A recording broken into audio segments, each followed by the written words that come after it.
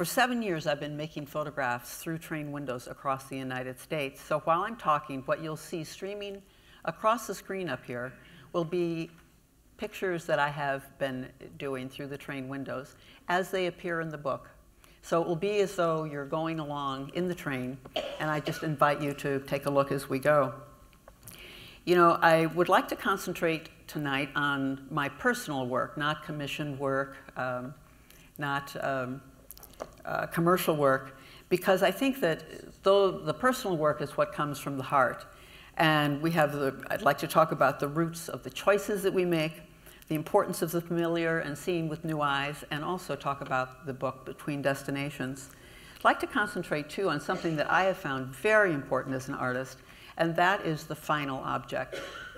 Because how you present the story that you want to tell through photos to the viewer, who in the end puts meaning into the piece of work that you're looking at, but how you actually put it together and present it has a big impact on how the viewer will in fact enjoy the story. So my familiar ground that I grew up with, by the time I was 12 years old, I had been through all 48 states, and I traveled with my parents by car and also some by train. I traveled for work, and I was a member of a Million Mile Club back in the 1970s and 80s. When I was young, I rode my bike through the swamplands in Wisconsin. I was sick a lot as a child, so I had to view things through windows, which maybe says something about why I'm doing this now. I ran 22,000 miles through the California hills. I got a motorcycle. I rode up Mount Tam. So movement has always been important to me, and either escaping from something or going to something and discovering it.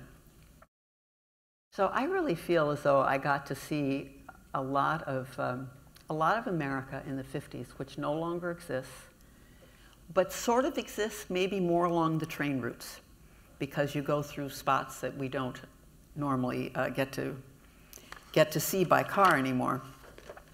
So how did I start with the new eyes? Well, I felt this passion to retrace some of those pathways that I had been on as a child. I didn't even know why it was. In fact, I'm very intuitive, and so I don't usually have a project in mind before I start it. I just say, I have to do this, or I'll just explode. I have to go out and start making photos.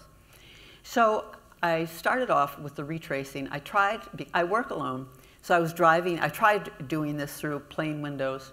That didn't really work. I wasn't happy with that. I tried doing it in a car, and I have to tell you that driving the car and doing the camera like this, well, I went off the road a couple times. So I said, we're not going to do that. So I hopped on the train, and it started off sort of routes along the East Coast. Then I started in the Southwest, then along the West, then parts of the Midwest. It took me a while to evolve my work. Some of my first pictures were through the passenger windows, for example. And I took a number. I've probably taken, since I've been doing this, at least 20 additional train rides, and many additional car and airplane rides as well.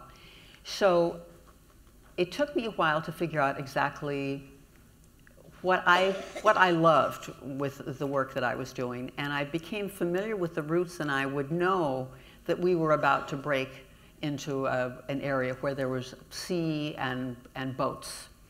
And I knew that that spoke to me in a very important way.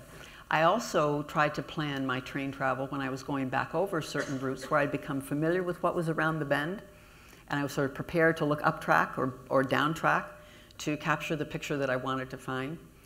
And I would time my train travel for a particular time of day, because I would know that the sun was going to be coming from the east, and therefore there would be white houses, and the plains would be much more clearly defined. The water would be sparkling.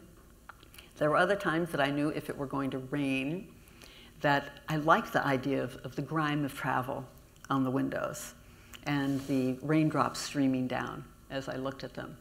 I also learned that I set my focal length on as the distant horizon.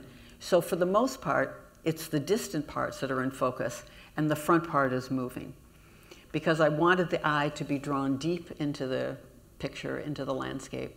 But I also wanted that uncertainty of the movement up front. In fact, one viewer made a point of the combination of the in focus and the out of focus. He said, you know, in a way, it's almost like memory. You know, there's some things in memory that are so crystal clear, true or not, and sometimes we don't know, but it feels clear to us. And there are other things that are forever out of focus. The framing is very different. There's a lot of train detail. There are flowers on the table in the dining car. But what's probably significant is that there are no people in any of these photos. And I like the viewer to be the person who actually gets on the train with me.